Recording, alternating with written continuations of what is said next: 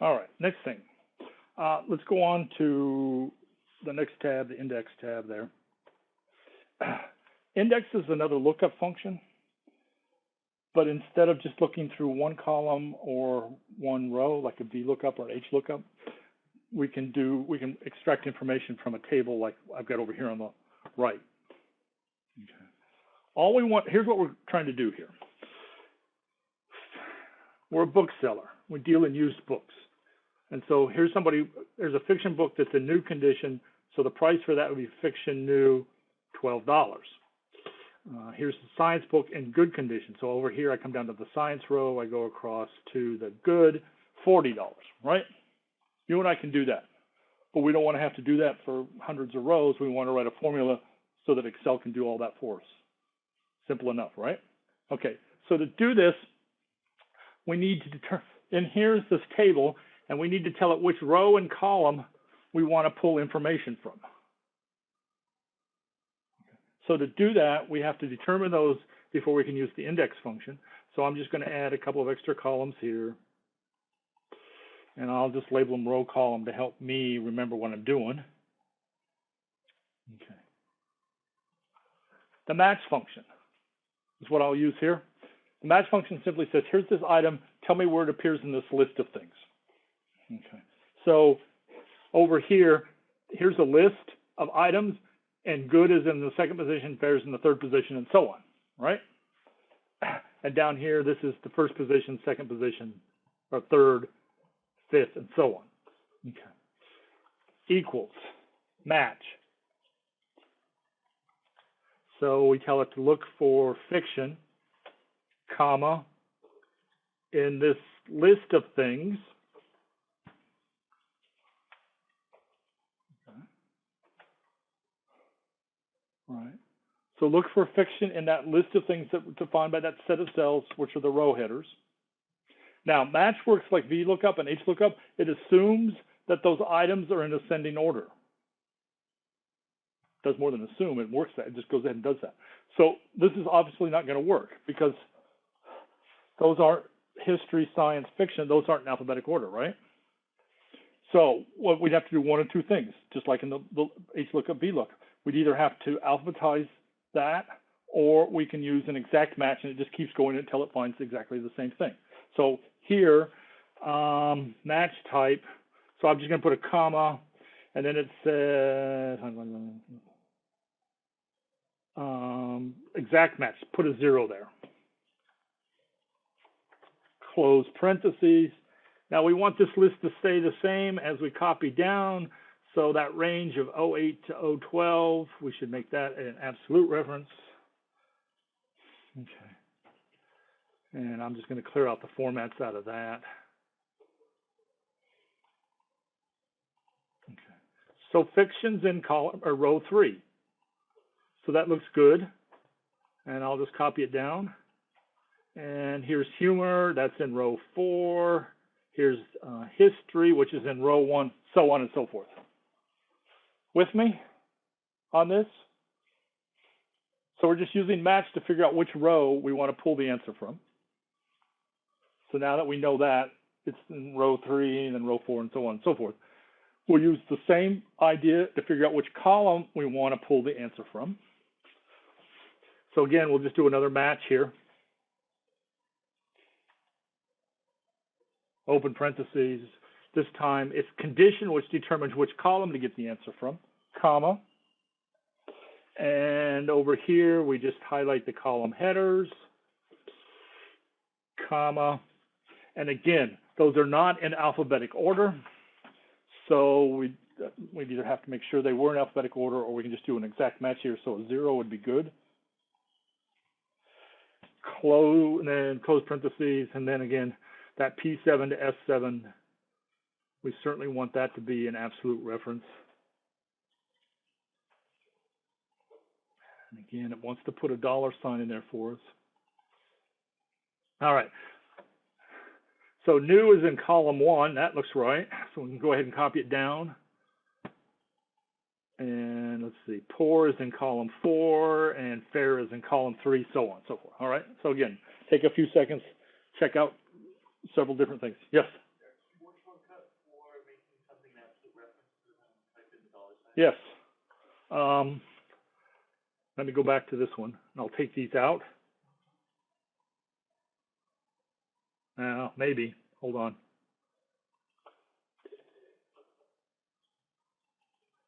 So it looked like this when I started, P7 to S7, right? So then I just carefully highlighted the range. Make sure you don't get any of the commas or anything on either side of it, but just the range that you want. And then that on the top row there where it says F4 on your keyboard, just push that and it'll automatically put a dollar sign in front of each part. Okay. And then you're done. Okay. So now we know which row and column for each book we can pull the price from. So now we can use the index function to pull that answer. So over there where it says price, we say equals index, open parentheses. The array, that's just the numbers inside that table. All right. It's just the body of that table. That's the lookup table or lookup array, comma. Then you give it the row and column. And those we've already figured out. Here's row is in that cell, and then the next one over is where the column is, close parentheses. And again, we want this table to stay here as we copy it down, so that P8 to S12 should be an absolute reference.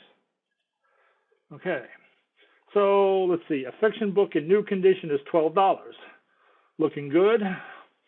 We'll copy this down. Here we go. Science in good condition is $40. That looks good. Here's romance in new condition, $5, so on and so forth. Here's romance in poor condition, $8. $8. Oh, humor and fair. I'm looking at the wrong one. Humor and fair is 8. All right. So again, you want to check several different rows, and I've got it done. So questions about this? Okay. Of course, here, now that you know that trick about here, you could get, if you wanted to get rid of these two columns now that you got this all done here, you could come over here, right? F3 is nothing but a formula. Right.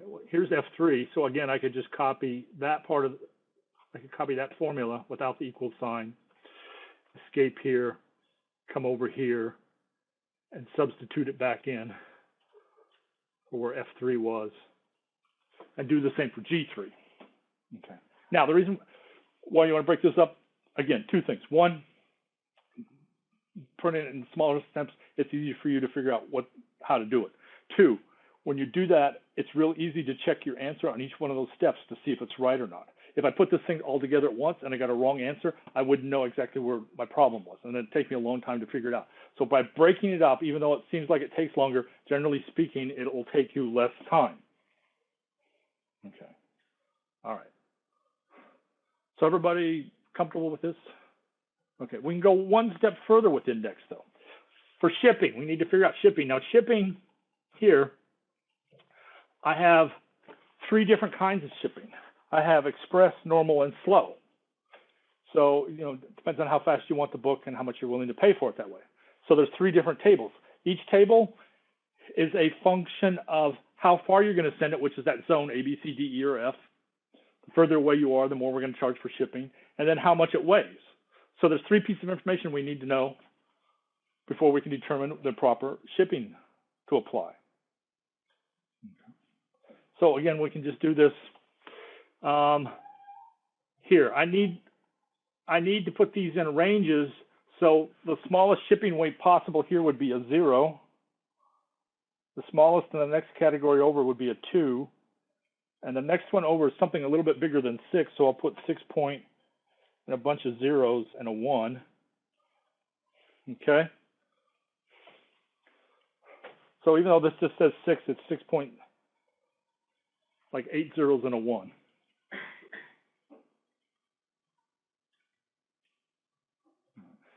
Just like when you do VLOOKUPs and HLOOKUPs and you need those range buckets, I had to set one of these up here. Okay. So then over here, I'm going to add 3 columns. I'm going to break this up into problems. So we'll need, again, to figure out the row. Well, let's do the area first, and then the row, and then the column. Okay. Area is which one of these three tables we want to use for our lookup, whether it's the express, normal, or slow. Okay. So now I need to make a list someplace that has those three categories so I can use a match to pick them up. So just someplace over to the side, I'm going to type express in one cell, and then normal in the second cell, and slow in the third cell. So I just created myself a small list here. Express is in position 1, normal is in position 2, and slow is in position 3. Okay, so now we, pretty routine stuff from here on out. Match. We're going to look up the type of shipping they want, comma, and those three things there. And it turns out here we got lucky, and they're in ascending order. They're in alphabetic order. So we can just do a close parentheses here. We don't have to do an exact match if we don't want to. And then that R2 to T2, as always, for lookup arrays, we want those to remain absolute references. Okay. So slow is in position 3, which is the third table on that list over there on the right, or third table on the right. That's looking good. Okay. Normal is in 2 and express is in 1. So that looks right. Okay. So now we just have to do the row and column again, and it's the same procedure that we've used previously. So the row is defined by what zone they're in. So again, we just say equals match. And we can just pick that first set of row headers. Oops.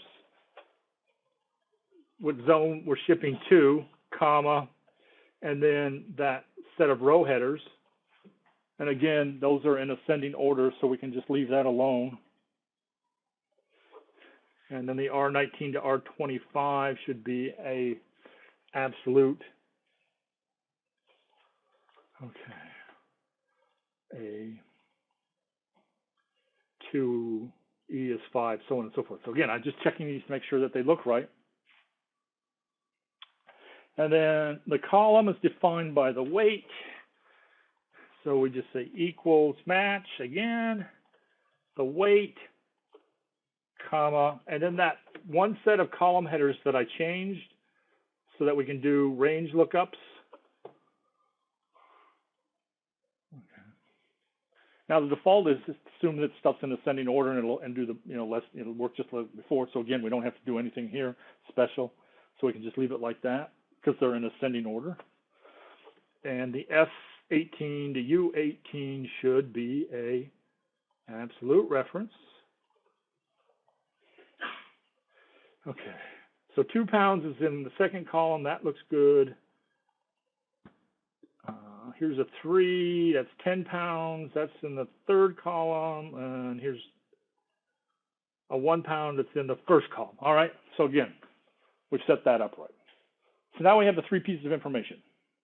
Now we can tell Excel to use index to extract the correct shipping price.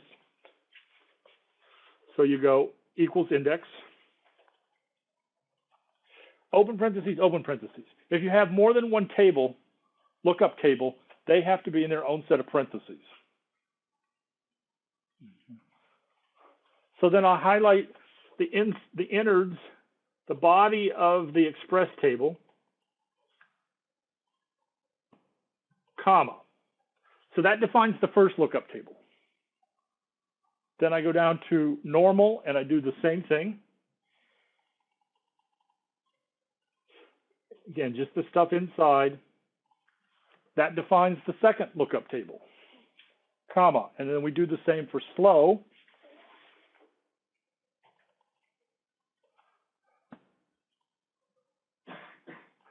And that defines the third lookup table. And if we had more, we just keep doing them, comma, lookup table, comma, lookup table. Close parentheses. So we've defined the tables, comma. And do the same thing here before. You give it a row number, a column number, and what's called an area number, which is those three tables. The first one's maybe area 1, the second one will be area 2, and area 3.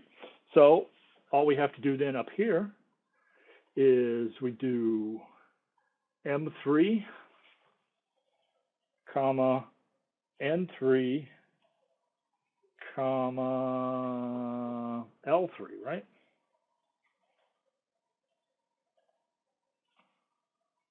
Okay. Now, we want those tables to remain in the same place as we copied down. So everything inside that first set of parentheses, that inner set of parentheses, you can just highlight the whole thing and just push F4, and it'll drop a $sign in front of everything for you. And then just push enter. All right, so let's see. We've got slow going to zone A, and it's 2 pounds. So slow zone A, 2 pounds here is $11. That looks good. Here's D Express, 3 pounds. Let's just do this one. So Express is up a ways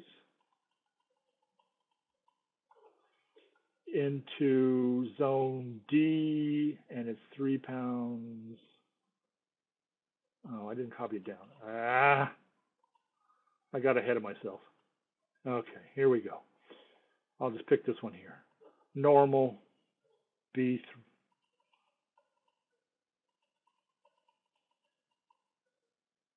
Okay, normal zone B, weight 5 pounds. 14. Yep. Okay, and so on. Now again, if you wanted to, here, M3, N3, and L3 are just a little bit of formulas, so you could copy and paste all that stuff in there and have one big formula and get rid of those 3 columns here if you wanted to tidy this workbook up. So questions about match or index? Okay. Again, you know, I know it seems like it takes longer to do this, but if you break it up into steps, it'll go a lot quicker for you, because it makes a bunch of little easy steps instead of one big hard step. All right, so it's your turn to play around with this stuff on P2. Same sort of idea here, a couple of lookup tables.